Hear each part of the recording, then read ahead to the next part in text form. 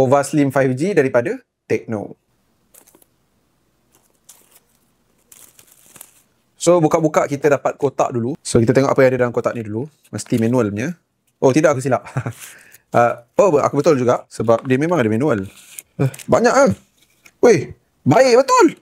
Ini stiker-stiker yang digunakan untuk nak tampal tempered glass. Kenapa ada stiker tu? Sebab ada free tempered glass sekali dalam kotak. Tu aku kata, baik hati betul Tecno ni. Warranty 13 bulan. And then kita ada dia punya casing. Dan kita keluarkan phone kejap. Letak tepi. Okay, dekat belah bawah ada dos clear shading yang ada dalam kotak phone lah. Kabel USB yang besar tu, Type C. And then SIM ejector tool, 45 watt punya adapter charger. Okay, and then kita tengok dia punya phone pula. Weh, kejap. Aku baru pegang, ada cover lagi. Rasa nipis gila mat. 5.95mm World Slimmest 3D Curve 5G phone. Battery size 5160 mAh. Lepas tu screen punya refresh rate 144Hz dan 1.5K Ultra Bright AMOLED display. So nampak gaya screen mesti tune. Lepas tu dia ada mood light.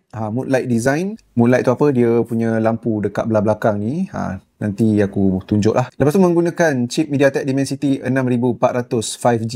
Walaupun nipis, dia lepas military grade punya shock resistant test. So jom kita keluarkan dia punya phone.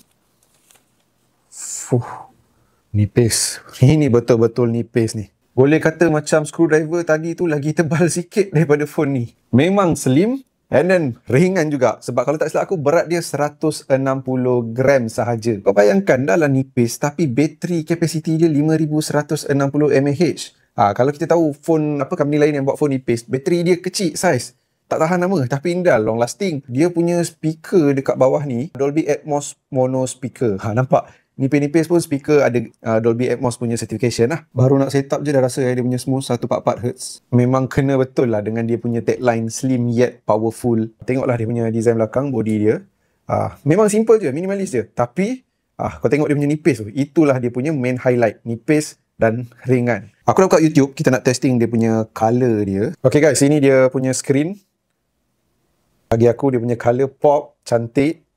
Sekarang kita try dia punya mood light dia dulu. Dia punya lighting ni seolah-olah macam mata robot tau. So macam bila orang call, dia ada beberapa style animation. Dia ada macam ni juga. Ini untuk charging. Oh, cool gila yang charging ni. Lepas tu voice assistant.